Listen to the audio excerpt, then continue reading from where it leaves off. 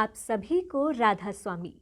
दर्शकों, कार्यक्रम की द्वितीय कड़ी में हमने चर्चा प्रारंभ की थी कि संसार में संत तो असंख्य हैं, लेकिन प्रथम गुरु परम संत राधा स्वामी जी महाराज को परम संत क्यों कहा जाता है।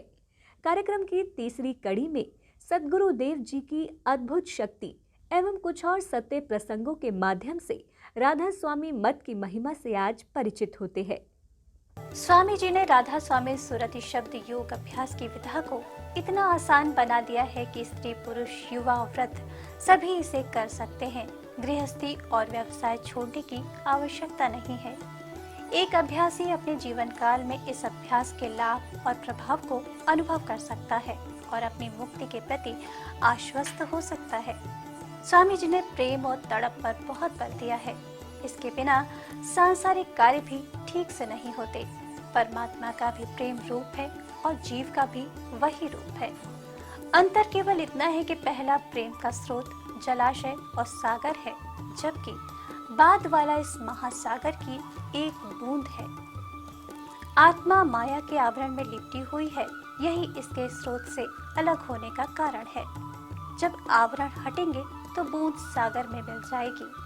सद्गुरु तड़प प्रेम और अभ्यास के बिना आवरण नहीं हट सकता। स्वामी जी प्रायः दीक्षा के समय कुछ निश्चित योग्य अधिकारी जीवों की सुरति को बल देते। इस प्रकार उन्हें उच्च लोकों के आनंद का पूर्वाभास हो जाता और उनमें तुरंत विश्वास पैदा हो जाता। सुरति को अचानक बहुत ऊंचे स्थान पर नहीं उठाया जाता है, क्योंकि जीव एक साथ उच्च कोटि के आनंद को सहन नहीं कर सकता है। बहन तख्त बाई नाम की एक भक्त, जो कि पंजाब की निवासी थी, स्वामी जी के घर में ही रहती थी। स्वामी जी महाराज उनको बहन कहते थे। एक बार बहन तख्त बाई के कुछ रिश्तेदार आगरा पहुंचे। वे लोग मथुरा वृंदावन की धार्मिक यात्रा के लिए आए थे। उन्होंने बाई जी से कहा कि वो यहाँ अपना समय खराब कर रही हैं और उनको मथुरा वृंदावन साथ चलने की जिद की। उसने ये बात स्वामी जी को बताई और प्रार्थना की कि वह उनकी सुरति को ऊपर उठाकर उसे कुछ आंतरिक आध्यात्मिक आनंद प्रदान करे। स्वामी जी ने उन्हें अपनी उपस्थिति में भजन करने के लिए कहा। उन्होंने बहन जी के सुरति को एक ऊंचे तल पर उठा दिया। इस पर वह रोने लगी। मैं मर रही हूँ, मैं मर रही हूँ। जो आपने मुझे दिया है उसे वापस ले लो। मुझसे सहन नहीं हो रहा है। और जल्द ही वह बेहोश हो गई और 2 दिन तक ऐसे ही पड़ी रही। स्वामी जी महाराज ने उनकी सुरति को वापस नीचे उतारा और कई दिनों तक उनको घबराहट बनी रही। तखत बाई बहन जी ने अपना ये अनुभव अपने रिश्तेदारों को बताया और उन्होंने स्वामी जी महाराज के सत्संग को सुनकर शरणागति के साथ उनसे दीक्षा ली।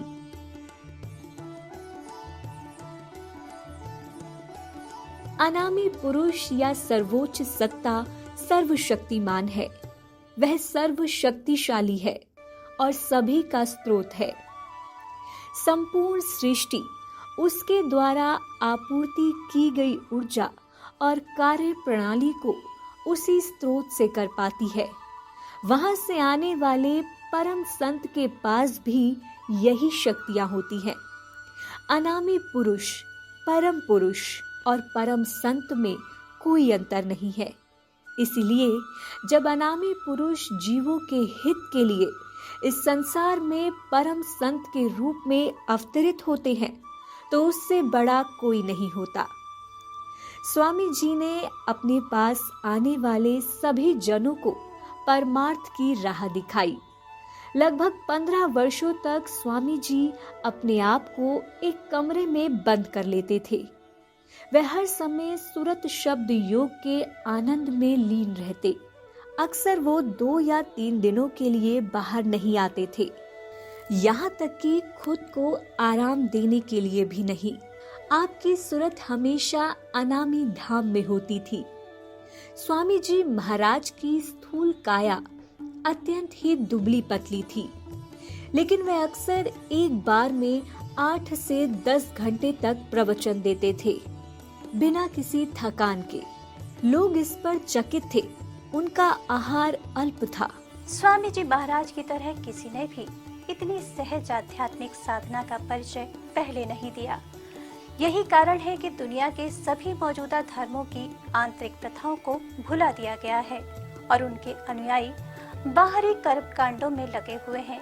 वे सच्ची परम सत्ता से अनभिज्ञ हैं। वो अभ्यास जिसके द्वारा उन्हें प्राप्त किया जा सकता है, उनकी ओर ले जाने वाला मार्ग और रास्ते में आने वाले तमाम आध्यात्मिक मंजिलों से अनजान है। राधा स्वामी मत के 4 आवश्यक तत्व प्रेम, पूर्ण गुरु, सत्संग और नाम के रहस्य हैं। ये मोक्ष और कल्याण के साधन हैं। जीवन में एक सच्चा और पूर्ण गुरु होना चाहिए, यानी सतगुरु। वंशानुगत या पारिवारिक गुरु से कल्याण नहीं होगा। नाम सत्य, पूर्ण, वास्तविक और सबसे ऊंचा होना चाहिए। व्यक्ति को उस नाम और नामी के गुप्त भेद के बारे में सतगुरु नाम, दान या दीक्षा के समय पूर्णता से बताते हैं। पारंपरिक नामों से कोई मदद नहीं मिलेगी। सच्चा सत्संग होना बहुत जरूरी है। सत्संग 2 प्रकार का होता है, आंतरिक और बाह्य। आंतरिक सत्संग में आत्मा को अंदर या ऊपर की ओर उठाना और उसे सत्पुरुष राधा स्वामी के पवित्र चरणों से जोड़ना या उस दिशा में ध्यान देना शामिल है। बाहरी सत्संग में प्रवचन सुनना, सच्चे और पूर्ण संत या सतगुरु का दर्शन करना है, जो संत पुरुष का अवतार या प्रतिनिधि है और उनकी सेवा करते हैं। सत्संग में भाग लेने और कुछ समय तक अभ्यास करने से व्यक्ति को अपनी स्थिति में परिवर्तन स्पष्ट रूप से दिखाई देता है। तीर्थ यात्रा, उपवास, मूर्ति पूजा, पारंपरिक नामों का जाप आदि परमार्थी गतिविधियों से कुछ लाभ हो सकता है, लेकिन किसी की स्थिति नहीं बदलेगी, क्योंकि ये गतिविधियां निज मन और सुरति को प्रभावित नहीं करती हैं। वे वांछित प्रभाव उत्पन्न नहीं करती हैं। बेशक कुछ बाहरी खुशी महसूस होती है और अहंकार मजबूत होता है। सुरति जो सत्पुरुष से निकली हुई है, इस शरीर में एक शक्तिशाली सार है, जिसकी ऊर्जा से हमारा पूरा शरीर, हमारा मन और सभी इंद्रियां अपने अपने कार्य कर रही हैं। संत जीव को इस सार तत्व और भंडार को अलग करने का उपदेश देते हैं। जब यह ईमानदारी से किया जाता है तो धीरे धीरे परिवर्तन आएगा। दुनिया और इसकी वस्तुएं दिन ब दिन महत्वहीन और बेकार लगने लगेंगी। शरीर में इस सार सुरति या रूह का आसन आंखों के पीछे तीसरे तिल में है, अर्थात दोनों बोहों के बीच, जहां महिलाएं बिंदी लगाती हैं। वहां से यह पूरे शरीर में फैलता है। यह सभी अंगों और इंद्रियों को जीवंत करता और रखता है। इस सार का स्रोत और भंडार आदि शब्द है। आदि शब्द स्वामी है, जो सभी का निर्माता है। आदि सूरत या कहें परमात्मा या शब्द धार, उनकी पहली अभिव्यक्ति राधा कहलाती है। अतः इसे शब्द और सूरत भी कहा जाता है। जैसे जैसे उनकी धाराएं नीचे आती हैं, अन्य शब्द आदि शब्द से उत्पन्न होते हैं और अन्य सूरतियां आदि सूरत से उत्पन्न होती है। इस प्रकार सूरति शब्द से निकली और सूरति से शब्द, और इसी तरह उन्होंने अपने अपने मंजिलों पर अपना स्थान बना लिया। हर धर्म में शब्द की प्रभावकारिता या महानता पर बल दिया गया है, परंतु संसार के धर्मों के ग्रंथों में शब्दों का विस्तृत वर्णन कहीं नहीं मिलता। इसलिए लोग शब्द से अनभिज्ञ हैं। राधा स्वामी मत में विभिन्न आकाशीय लोगों का विवरण स्पष्ट रूप से दिया गया है। इनके बारे में बात करते हैं। सभी की उत्पत्ति राधा स्वामी है। इसे ही सर्वोच्च सत्ता या अनामी पुरुष या धाम कहते हैं। इस क्षेत्र में शब्द असीम सूक्ष्म है। इस दुनिया में ऐसा कुछ भी नहीं है जो इसके जैसा हो। इस शब्द से सत्पुरुष की उत्पत्ति हुई है। पहला सत्पुरुष का शब्द है। इसे सतनाम या सत शब्द भी कहा जाता है। सत्पुरुष की सर्वव्यापकता से सोहंग पुरुष, पर ब्रह्म और माया उत्पन्न हुए। दूसरा सोहंग पुरुष का शब्द है। तीसरा पर ब्रह्म का शब्द है, जो तीन लोकों के निर्माण को बनाए रखता है और संभाले रखता है। चौथा ब्रह्म का शब्द है। इसे प्रणव भी कहते हैं। इस शब्द ने सूक्ष्म या ब्रह्मांडी वेद और ईश्वरी माया की रचना की। पांचवा माया और ब्रह्म का शब्द है, जिसने त्रिलोकी और आकाशी वेद के निर्माण के लिए सामग्री विकसित की। माया के शब्द के नीचे विराट पुरुष, जीव और मन के शब्द प्रकट हुए। आज के समय में जो शब्द अभ्यास की बात करते हैं, वे निचले मंडलों के शब्द ही कहलाते हैं। वे उच्च आध्यात्मिक मंडलों के शब्दों के बारे में बिल्कुल भी नहीं जानते हैं। कुछ लोग विराट पुरुष के शब्द को सभी का निर्माता मानते हैं। कुछ तो केवल उस शब्द की बात करते हैं जो माया और ब्रह्म के शब्दों का मिश्रण है, लेकिन वह इसके महत्व, श्रेष्ठता और उत्पत्ति से और उस अभ्यास से अनभिज्ञ है जिससे इसे प्राप्त किया जा सकता है। इन सभी शब्दों का सार वचन राधा स्वामी में पूरी तरह से वर्णित किया गया है। राधा स्वामी मत या संत मत भक्ति का मार्ग है। यह सच्चे सर्वोच्च सत्ता के पवित्र चरणों में प्रेम, स्नेह और विश्वास उत्पन्न करने में निहित है। इसे उपासना और तारिक्त के नाम से भी जाना जाता है। ये आस्था संत सद्गुरु या उनके वास्तविक शब्द रूप को सर्वोपरि महत्व देती है। संत सतगुरु वो है जो सतलोक पहुंच गए हैं, और परम संत वो है जो राधा स्वामी के धाम में पहुंच गए हैं। सद्गुरु वो है जिसने ब्रह्मा या परब्रह्म के क्षेत्र को प्राप्त कर लिया है। उन्हें साधु या सत्संगी कहा जाता है। संत सद्गुरु और सद्गुरु दोनों का वास्तविक रूप शब्द है। उनका प्रकट रूप मानव रूप है, जिसे वे आध्यात्मिक शिक्षा देने और जीवों का भला करने और उनकी मुक्ति के लिए दुनिया में ग्रहण करते हैं। यदि ऐसा माना जाता है कि अमुक व्यक्ति पूर्ण संत है, तो संत और सत्पुरुष में कोई अंतर नहीं किया जाता। इसलिए जब भी ऐसे सद्गुरु अपना आगमन करते हैं तो उसके भक्त उसे सत्पुरुष के रूप में मानते हैं और उनकी पूजा करते हैं और उनकी सेवा करते हैं और उनकी आरती करके सर्वोच्च सत्ता से मिलते हैं। उनकी सेवा करने से, उनके दर्शन से, उनके प्रवचन सुनने से, उनके पवित्र चरणों में प्रेम और विश्वास पैदा करने से और उनके द्वारा सिखाए गए योग अभ्यासों को करने से जीवात्मा या सुरति मन और माया के जाल से अलग हो जाती है। स्वर्ग और उससे ऊपर के आध्यात्मिक मंडलों में चढ़ती जाती है। ये सच्चे और पूर्ण मोक्ष का प्रतीक है। जब तक साधक को पूर्ण संत या सद्गुरु ना मिले, तब तक उसे उसकी खोज जारी रखनी चाहिए। यदि वह अपने किसी सत्संगी या भक्त के पास आता है जो उसके दर्शन और सेवा से पूरी तरह से लाभान्वित हुआ है और शब्द मार्ग में दीक्षित होकर अभ्यास कर रहा है, तो साधक को उस भक्त के लिए प्यार और स्नेह पैदा करना चाहिए। उन्हें उनसे मार्ग के रहस्य, उनकी अवस्थाएं और अभ्यास करने की विधि सीखनी चाहिए। उन्हें राधा स्वामी इष्ट को अपनाते हुए ये अभ्यास शुरू करना चाहिए, जो सभी के स्वामी है और जिनसे प्रत्येक परमार्थी को मिलन का दृढ़ निश्चय करना चाहिए। यदि उसका प्रेम, विश्वास और तड़प सच्ची, निष्कपट और दृढ़ है, तो सच्ची परम सत्ता एक दिन स्वयं उसे दर्शन देंगे और उसकी कृपा और दया से उसका कार्य पूरा हो जाएगा। राधा स्वामी नाम को सर्वोच्च सत्ता ने स्वयं प्रकट किया है। जब हुजूर स्वामी जी महाराज के विनम्र सेवकों को उनके अभ्यास और सत्संग से उनकी उच्च स्थिति और अपार शक्तियों का एहसास हुआ और जब उन्होंने अपनी कृपा से उन्हें पहचानने में सक्षम बनाया तो वे उन्हें राधा स्वामी नाम की उपाधि से संबोधित करने लगे।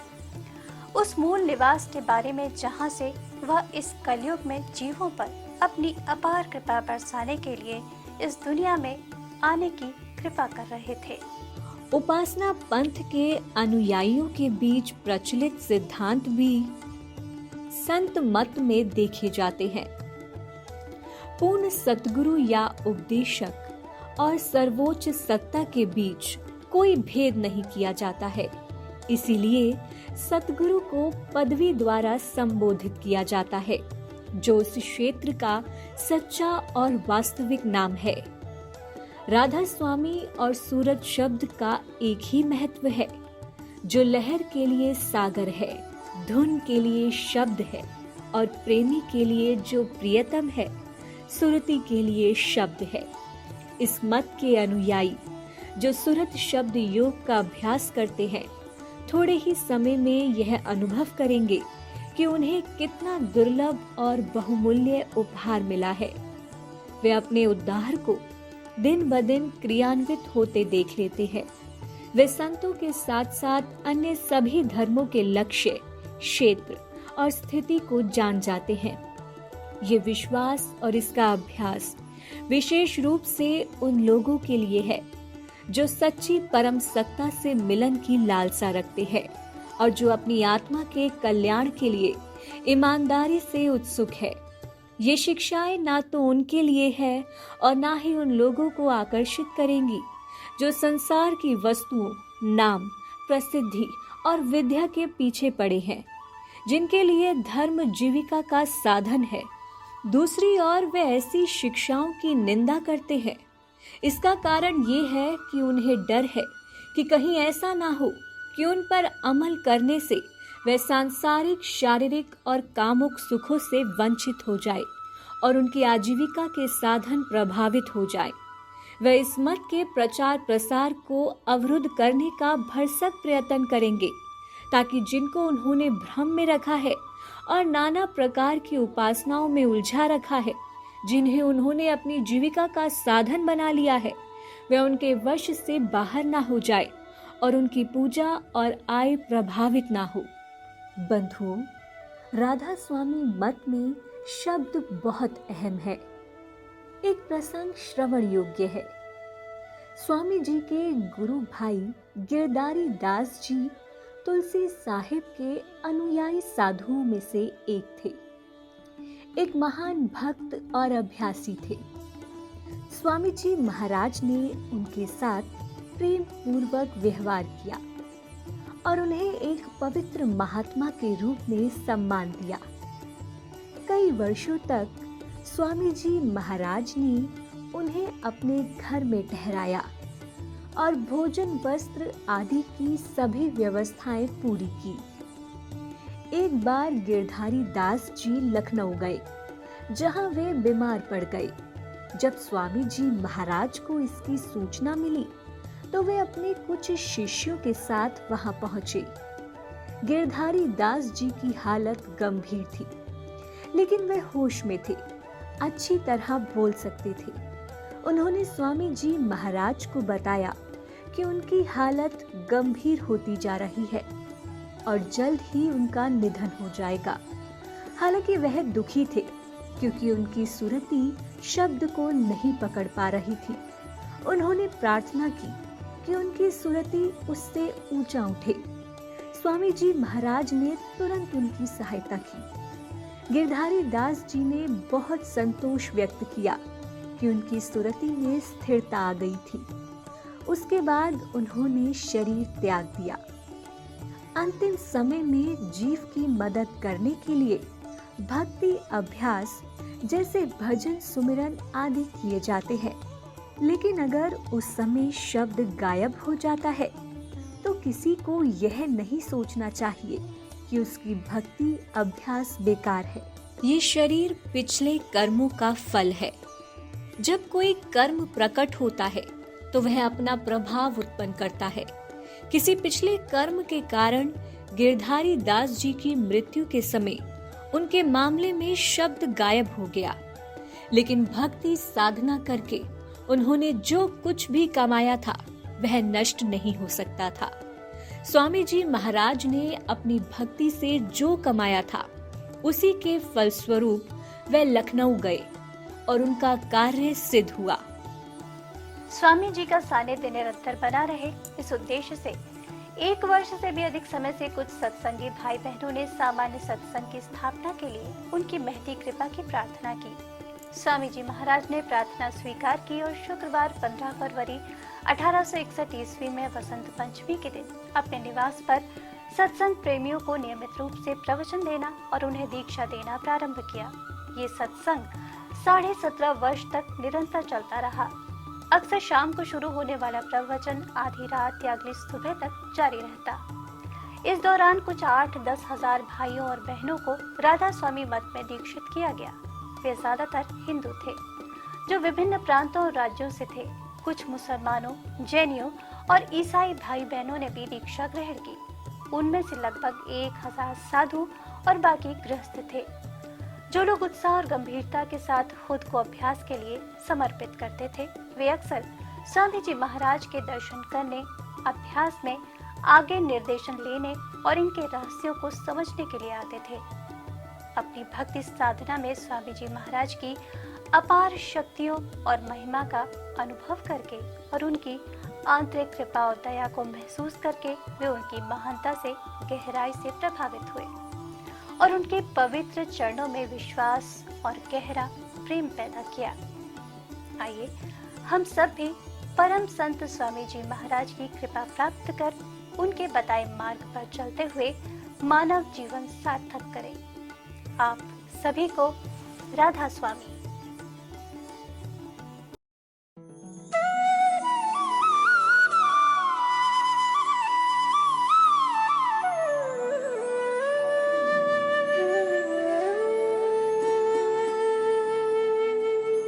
आप हमारे संत वाणी चैनल को सब्सक्राइब करें, वीडियो को लाइक करें, शेयर करें और हाँ, बेल आइकन पर क्लिक करना बिल्कुल ना भूलें ताकि हमारी किसी भी वीडियो की सूचना सबसे पहले आपको मिले।